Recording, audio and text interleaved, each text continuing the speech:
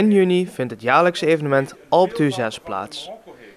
Tijdens de dagen mag iedere deelnemer maximaal 6 keer de berg, waar ook Venrays sportgeschiedenis geschreven is, beklimmen. Een van de initiatieven die meedoet aan de actie tegen kanker is de Big Challenge, bestaande uit deelnemers uit de veehouderij.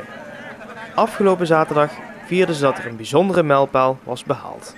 We hebben vandaag een trainingstocht en we hebben op dit moment ook de tussenstand bekendgemaakt die wij inmiddels gepasseerd zijn, namelijk de €666.666. Die zijn we deze week gepasseerd met z'n allen.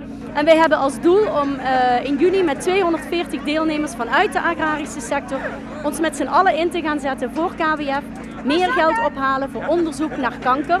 Met z'n allen willen wij die vreselijke ziekte de wereld uittrappen. De trainingsdag bestond uit 2 fietstochten van verschillende lengtes. De route kwam langs een aantal deelnemende bedrijven.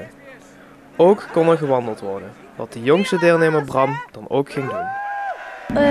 Vandaag ga ik 23 kilometer lopen en op de berg ga ik 17 kilometer lopen.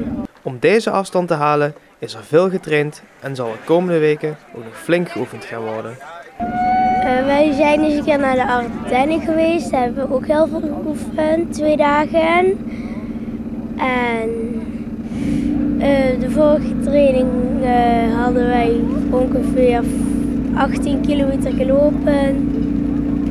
Dit is de tweede trainingstocht voor dit jaar. De organisatie van Big Challenge organiseert dus meerdere tochten. We gaan over een paar weken naar de Eifel toe, dus dan gaan we de hoogtemeters maken. Deze trainingsdag heeft niet alleen als doel om lichamelijk in topvorm voor de krachtmeting op 1 en 2 juni te komen, maar kent ook andere belangen.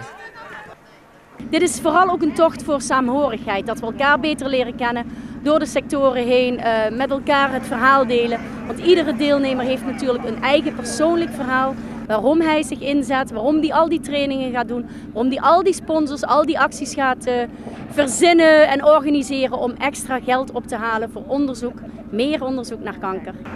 Voor Bram is het doel kraakhelder. Ik vind dat iedereen eigenlijk een heel gelukkig en gezond leven moet hebben.